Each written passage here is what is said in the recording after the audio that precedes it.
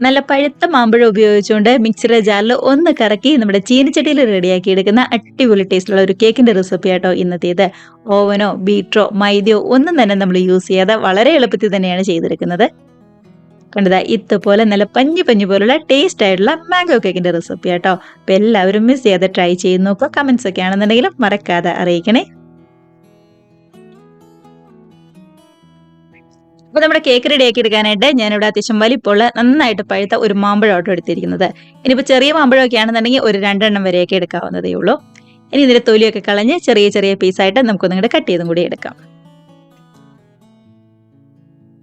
Cut ചെയ്ത് എടുക്കുമ്പോൾ ഇതാ 1 കപ്പ് മാമ്പഴം നിറച്ചിട്ടുണ്ട്. അതായത് 250 ml കപ്പിന് 1 കപ്പ് മാമ്പഴം കേട്ടോ നമ്മൾ കട്ട് ചെയ്ത് വന്നപ്പോൾ ഉള്ളത്.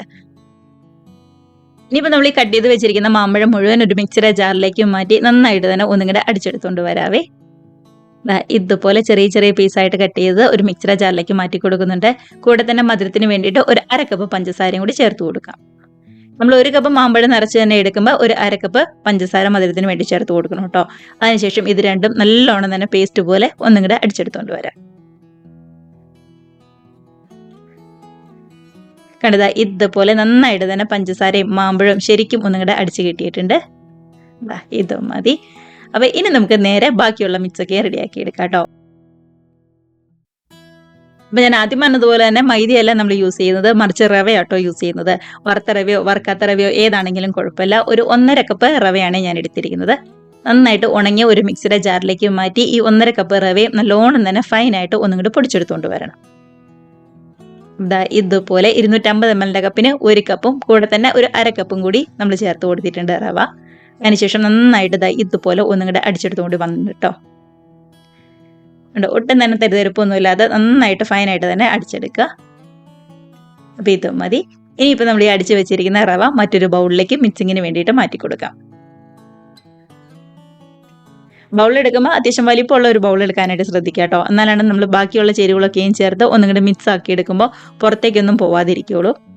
അതുകൊണ്ട് അത്യാവശ്യം വലിപ്പമുള്ള ഇതുപോലത്തെ ഒരു ബൗൾ തന്നെ എടുക്കാനായിട്ട് ശ്രദ്ധിക്കുക. ഇതിലേക്ക് നമ്മൾ നേരത്തെ റെഡിയാക്കി വെച്ച മാമ്പഴത്തിന്റെയും പഞ്ചസാരയുടെയും മിക്സ് ഉണ്ടല്ലോ, അതും കൂടി ചേർത്ത് കൊടുക്കാം. കൂടെ തന്നെ ഒരു 1/2 കപ്പ് ഓയിലും കൂടി നമ്മൾ ചേർത്ത് കൊടുക്കുന്നുണ്ട്. ഞാനിവിടെ സൺഫ്ലവർ ഓയിൽ ആട്ടോ എടുത്തിരിക്കുന്നത്.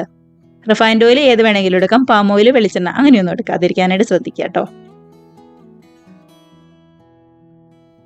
ഇനിയിപ്പോൾ ഈ റവയും മാമ്പഴവും അതേപോലെ തന്നെ ഓയിലും നന്നായിട്ട് തന്നെ ഒന്നുകൂടെ മിക്സ് ആക്കി എടുക്കുക. ഇതേപോലെ ഒരു ഹാൻഡ് വിസ്ക് വെച്ച് കട്ടകളൊന്നും ഇല്ലാതെ നന്നായിട്ട് മിക്സ് ആക്കി എടുക്കുന്നുണ്ട്.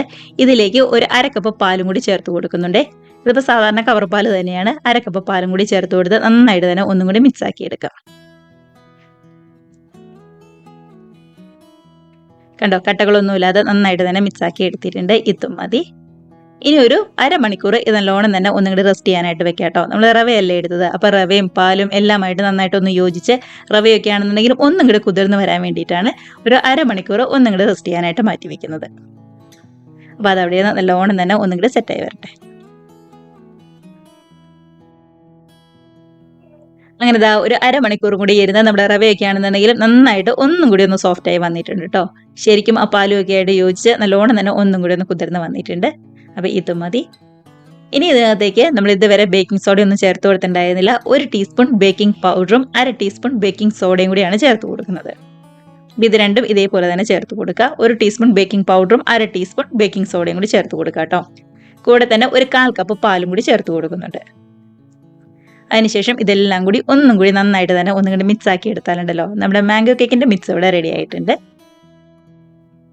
അങ്ങനെ ബീറ്ററോ മൈദയോ അതേപോലെ തന്നെ ഓവനോ ഒന്നും ഉപയോഗിക്കാതെ നല്ല അടിപൊളി ടേസ്റ്റുള്ള മാംഗോ കേക്കിന്റെ മിക്സ് ഇവിടെ റെഡി ആയിട്ടുണ്ട്. ഇനി പൊട്ടുന്നതിന് സമയം കളയാതെ നമുക്ക് നേരെ ഒന്ന് ബേക്ക് ചെയ്തെടുക്കാം. കണ്ടല്ലോ, ഈ ഒരു പരുവത്തിലാണ് നമുക്ക് കിട്ടിയിരിക്കുന്നത്. നല്ല കട്ടിയില്ല എന്നാൽ ഒരുപാട് ലൂസൊന്നും അല്ലാത്ത രീതിയിൽ പാകത്തിനുള്ള മാവ് റെഡി ആയിട്ട് വന്നിട്ടുണ്ട്. അപ്പോൾ കേക്കിന്റെ ചുറ്റും നല്ലോണം തന്നെ ഒന്നും കൂടി ഓയിൽ പറ്റി കൊടുക്കുക കേട്ടോ. അതിന്റെ കൂടെ തന്നെ ഒരു ബട്ടർ പേപ്പർ കൂടി വെച്ച് അതിന്റെ മേളിലേക്കും കൂടി എല്ലാ ഭാഗത്തേക്കും ഒന്ന് ഓയിലാക്കി കൊടുക്കുക. ഇനിയിപ്പോൾ നമ്മൾ റെഡിയാക്കി വെച്ചിരിക്കുന്ന മാംഗോ കേക്കിന്റെ മിക്സ് ഇതുപോലെ ഒഴിച്ചു കൊടുക്കാം. കണ്ടതാ ഈ ഒരു കട്ടി കറക്റ്റ് ആണ്. ഒരുപാട് കട്ടി കൂടുതലുള്ള നല്ല ലൂസും ഇല്ലാത്ത രീതിയിൽ പാല് പാകത്തിനൊന്ന് നോക്കി നോക്കി ഒഴിച്ച് ഇതേപോലെ റെഡിയാക്കി എടുക്കുക കേട്ടോ. ഒന്ന് ലെവൽ ചെയ്ത് നന്നായിട്ട് തന്നെ ഒന്നും കൂടി ടാപ്പ് ചെയ്ത് മുകളിൽ കുറച്ച് ഡ്രൈ ഫ്രൂട്ട്സും കൂടി കളറിന് വേണ്ടിയിട്ട് കാണാനും ഭംഗിക്കൊക്കെ വേണ്ടിയിട്ട് ഒന്നും കൂടി വിതറി കൊടുക്കുക. നിർബന്ധമൊന്നുമില്ല, കയ്യിലുണ്ടെന്നുണ്ടെങ്കിൽ മാത്രം ചേർത്ത് കൊടുത്താൽ മതി കേട്ടോ. ബേക്ക് ചെയ്തെടുക്കാനായിട്ട് ഓവന് പകരം ഇതുപോലെ അടികട്ടിയുള്ള ഒരു ചീനച്ചട്ടിയാട്ടോ എടുത്തിരിക്കുന്നത്. നല്ല അടികട്ടിയുള്ള ഒരു ചീനച്ചട്ടി തന്നെ എടുക്കാം കേട്ടോ. നല്ല കുഴിയുണ്ട്. നന്നായിട്ട് ചൂടായിട്ട് വന്നപ്പോൾ ഒരു സ്റ്റാൻഡ് നടുക്കിട്ട് വെച്ച് കൊടുത്ത് ഇതുപോലെ നമ്മൾ റെഡിയാക്കി വെച്ചിരിക്കുന്ന കേക്ക് ടീനും കൂടി അങ്ങ് വെച്ച് കൊടുക്കാം. ഗ്യാസിന്റെ ഫ്ലെയിം ഒരു മീഡിയം ഫ്ലെയിമിലാട്ടോ വെച്ചിരിക്കുന്നത്. ഒരു 10 മിനിറ്റിന് ശേഷം ഗ്യാസ് ഏറ്റവും ലോ ഫ്ലെയിമിലാക്കി വെക്കുക. ഒരു 40-45 മിനിറ്റ് നല്ലോണം തന്നെ ഒന്നുകൂടെ റെഡിയായി വരാനായിട്ട് വെയിറ്റ് ചെയ്യാം.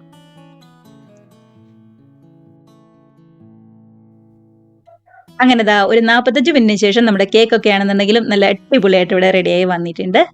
അപ്പോൾ ഗ്യാസിന്റെ ഫ്ലെയിം ഒന്ന് അഡ്ജസ്റ്റ് ചെയ്ത് മാത്രം വെക്കുക കേട്ടോ. പിന്നെ നമ്മുടെ ചീനിച്ചട്ടിയുടെയും അതേപോലെ തന്നെ കേക്ക് ടിൻ്റെ ഒക്കെ അളവിനനുസരിച്ച് ചെറിയ രീതിയിൽ അങ്ങോട്ടോ ഇങ്ങോട്ടോ ഒക്കെ സമയമൊക്കെ ഒന്ന് വ്യത്യാസം വന്നിരിക്കും. അപ്പോൾ ഒരു സ്റ്റിക്ക് ഉപയോഗിച്ച് ഒന്ന് കുത്തി നോക്കുക. ഒട്ടും തന്നെ ഒട്ടിപ്പിടിക്കുന്നില്ല എന്നുണ്ടെങ്കിൽ നമ്മുടെ കേക്ക് റെഡിയായെന്ന് മനസ്സിലാക്കാം. പുറത്തിറക്കി വലിയ ചൂടൊക്കെ നാറി കഴിയുമ്പോൾ ഇതുപോലെ നമുക്ക് ഇങ്ങോട്ടും പാത്രത്തിലേക്ക് മാറ്റി കൊടുക്കാവുന്നതേ ഉള്ളൂ. കണ്ടോ, ഒട്ടും തന്നെ ഒട്ടിയൊന്നും പിടിക്കാതെ നല്ല ക്ലിയർ ആയിട്ട് തന്നെ നമുക്ക് വന്നിട്ടുണ്ട്. ഇനിയിപ്പോൾ ഈ ബട്ടർ പേപ്പറും കൂടി എടുത്ത് മാറ്റി നേരെ കട്ട് ചെയ്ത് നമുക്ക് കഴിക്കാവുന്നതേ ഉള്ളൂ. അപ്പോൾ ഇത്ര എളുപ്പത്തിൽ റെഡിയാക്കി എടുക്കാൻ പറ്റാവുന്ന നല്ല അടിപൊളി ടേസ്റ്റുള്ള മാംഗോ കേക്കാണ്. മാമ്പഴമൊക്കെ കയ്യിൽ കിട്ടുമ്പോൾ ഉറപ്പായിട്ടും മിസ് ചെയ്ത് ട്രൈ ചെയ്ത് നോക്കാം കേട്ടോ.